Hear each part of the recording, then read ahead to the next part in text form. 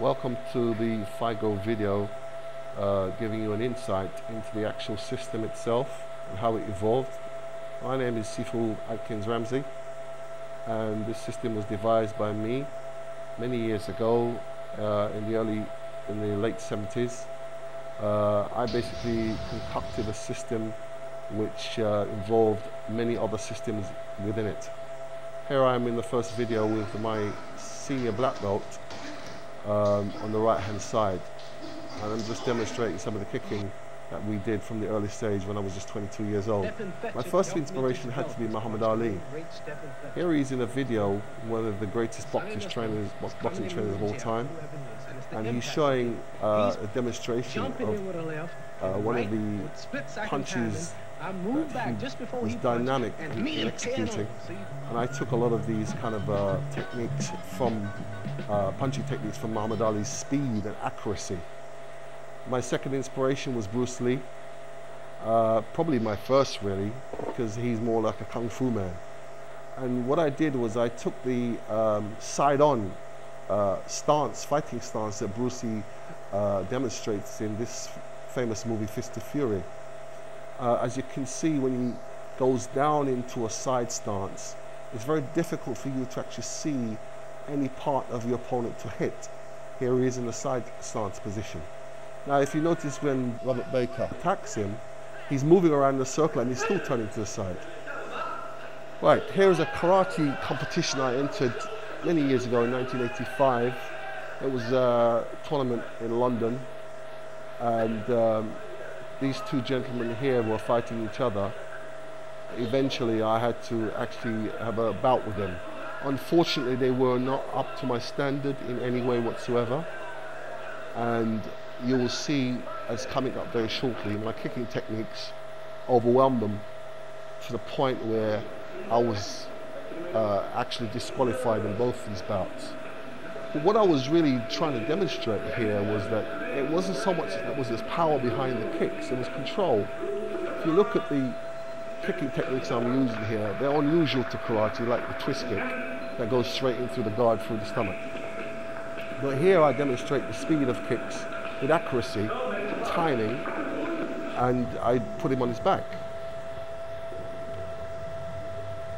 The other point that one has to understand is that in some systems they regard punching to the face, kicking to the face is outlawed. And in karate there is no such thing as in tournaments as punching to the face, but it was kicking to the face. Here I demonstrate some kicks to the face, but they're controlled. And if you see in slow motion, you can see they're controlled. And my opponent is literally overwhelmed at the moment. He's basically a brown belt in karate, and he wasn't really up to my standard at that stage. I'm at the age of 28 at this moment, in this video, and I was still developing the Fai-gur system from here. I started to take my time with the spar. I calmed down. I didn't come up with anything aggressive, but then I used one kick that bewildered the referee. Here it is. It's a twist kick. It goes right through the defense into the stomach. And he felt that because he didn't recognize the kick, because it's not really used in karate, he felt that I used excessive contact, I was disqualified. The second bout, I did the same thing, the twist kick again. Unrecognizable to the karate referee, because it's the karate tournament and I'm a kung fu teacher. And here I am again trying to be very calm and cool, because it's a semi-contact tournament. I hit my opponent with a twist kick again, and here I was disqualified for the second time. But soon after that, we had an earlier tournament, which was about a year earlier than this, and I had a really worthy opponent. I have to raise my hat to this gentleman I'm sparring with here. He was very, very good. He was what you call one of the original karate practitioners that makes karate what it is today. He's very, very calm, as you can see. Here I am, you know, just working my way around him. I mean, the tournament being a semi-contact means that you cannot actually use full contact with your attacks. So everything you will see here is just gauged at your opponent, as opposed to trying to harm the opponent. But in karate, they have a devastating technique with the fist. which I actually took the concept of this. See it? There it goes.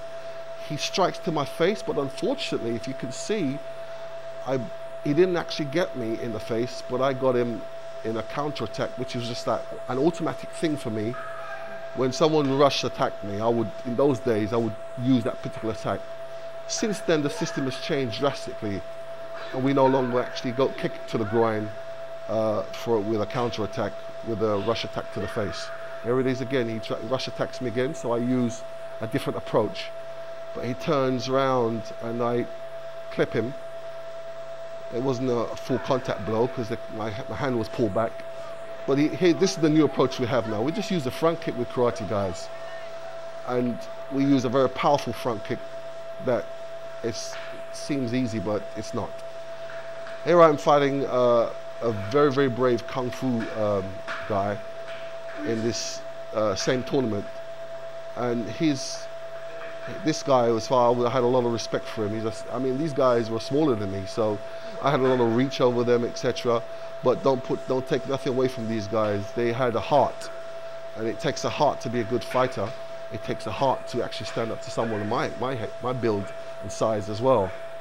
But at the early stages, I was developing my sweep, and I was just using it with just my legs.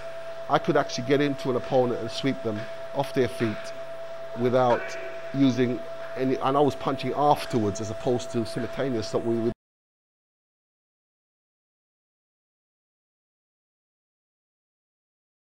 What we do now, we change the system where the Cobra is simultaneous with the kick, with the sweep.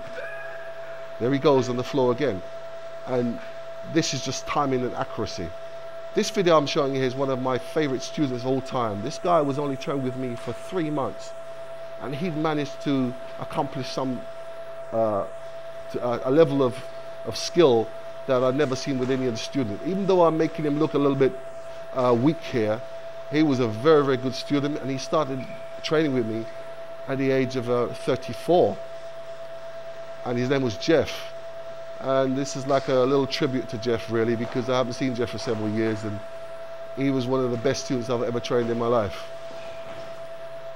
And when it came to training, we used to train together like for hours, every single night, every single day.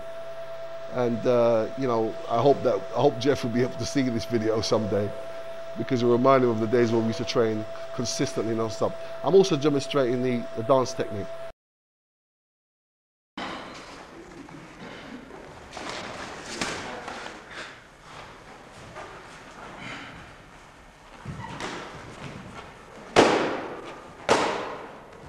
That's it, Jeff. Good. Good speed.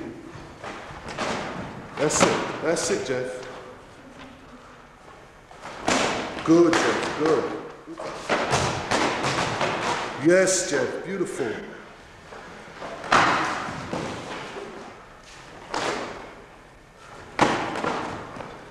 Here I'm with my son, Pete Jr.